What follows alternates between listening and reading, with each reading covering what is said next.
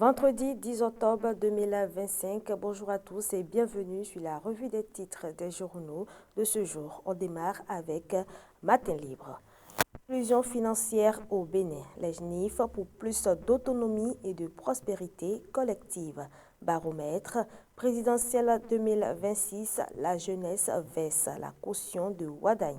Organisation internationale, Alain Akpadji, nouveau représentant résident de l'UNFPA au Congo. Bénin et Grémation, le gouvernement face à un défi culturel et spirituel. Cimetière des hommes politiques, où est passé le professeur Pimpan.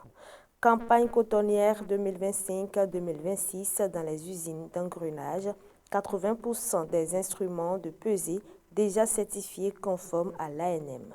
Évolution du tabagisme dans le monde, un adulte sur 5 dépendant du tabac. Le télégramme qui nous propose à sa une, délivrance du quitus fiscal, Noureddine Sakassale saisit la Cour constitutionnelle d'un recours pour abus de fonction, l'ex-chef d'état-major de la marine Jean-Léon Olatondier, un officier condamné à 18 mois de prison.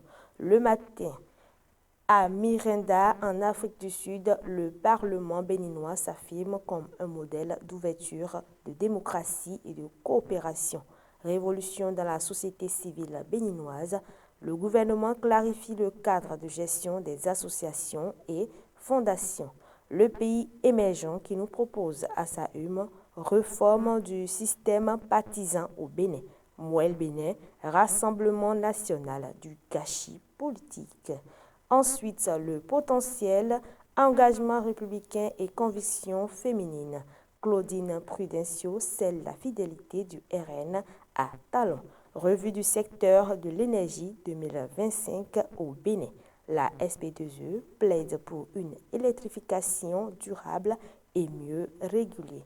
On continue avec le leader du jour qui nous propose aussi à sa une 13e conférence annuelle des présidents des parlements nationaux et régionaux africains en Afrique du Sud. Le président Vlavonou énumère les avancées législatives du Bénin pour l'intégration sous-régionale. Dabarou qui nous propose à sa une probable imposition d'un candidat inconnu de la scène politique au LD. Yahi doit tirer leçon de 2016 et laisser le comité faire son boulot. On continue avec le Soleil Bénin Info présidentielle 2026. Wadaï, le patriote pour une alternance pacifique. Élection générale 2026. La Cour tranche le débat sur l'auto-parrainage. Et pour finir, la boussole, inclusion financière, Biochani appelle à une audace collective pour un Bénin prospère.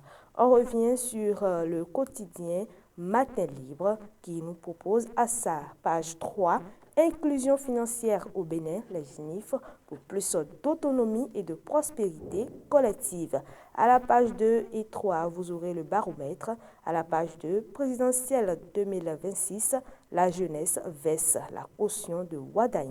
À la page 3 du journal Organisation internationale, Alain Akpadji, nouveau représentant résident de l'UNFPA au Congo.